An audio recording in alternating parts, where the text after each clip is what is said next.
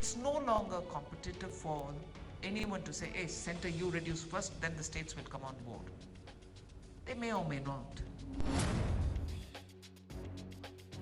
It didn't matter who you were, fuel prices kept you on your toes through most of the year and kept your pockets feeling progressively lighter for numerous days. In a written reply to the parliament, the government said petrol prices increased 69 times, diesel 67 times, and domestic LPG 4 times over the 365 days in question. The numbers may sound quite low, but for the people, even this frequency meant a pretty penny.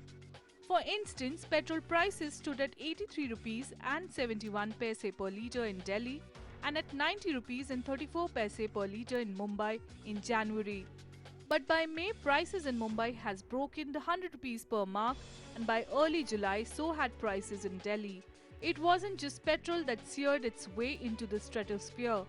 Diesel prices crossed 100 rupees per litre as well.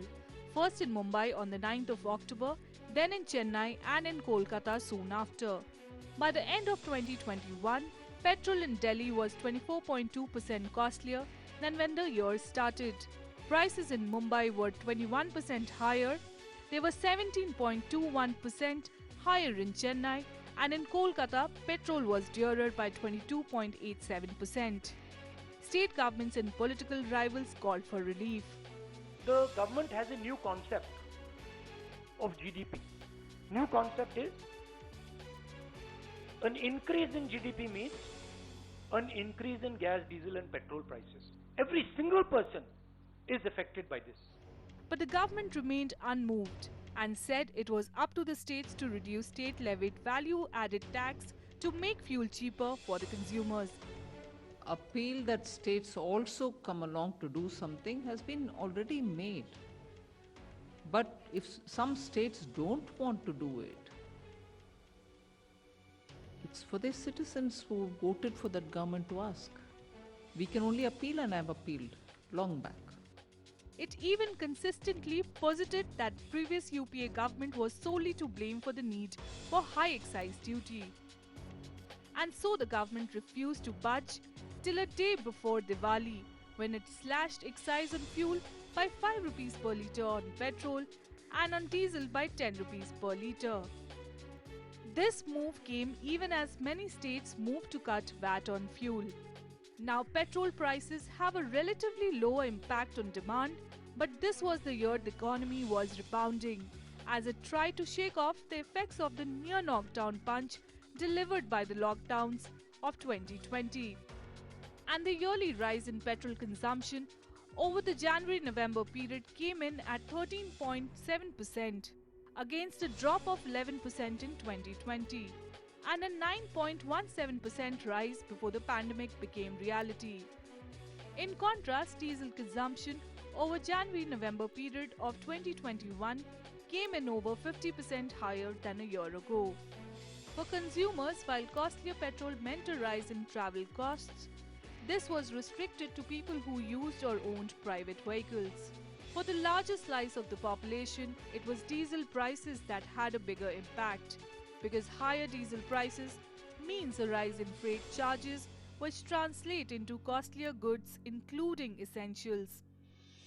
It wasn't just a sharp rise in petrol and diesel prices that pinched pockets across most socio-economic strata.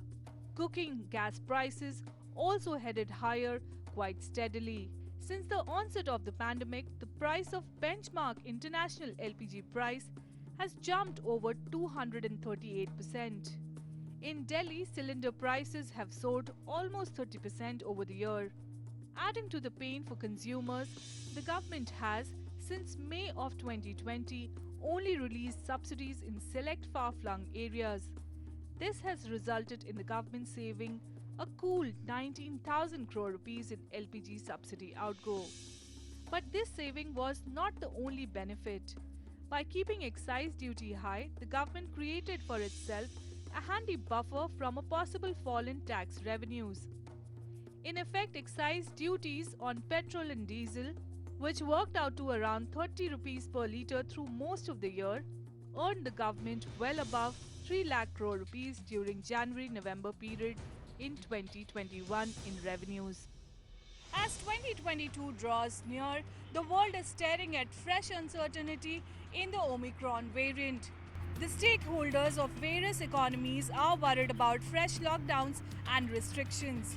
In this context, fuel consumption remains a key metric.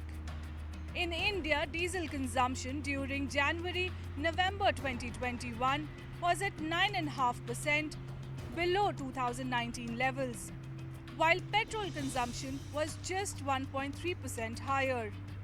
So any up move in the prices due to domestic or global reasons could move the needle farther than it has historically. In Noida with Rajinder Singh Raina, this is Anshu Sharma.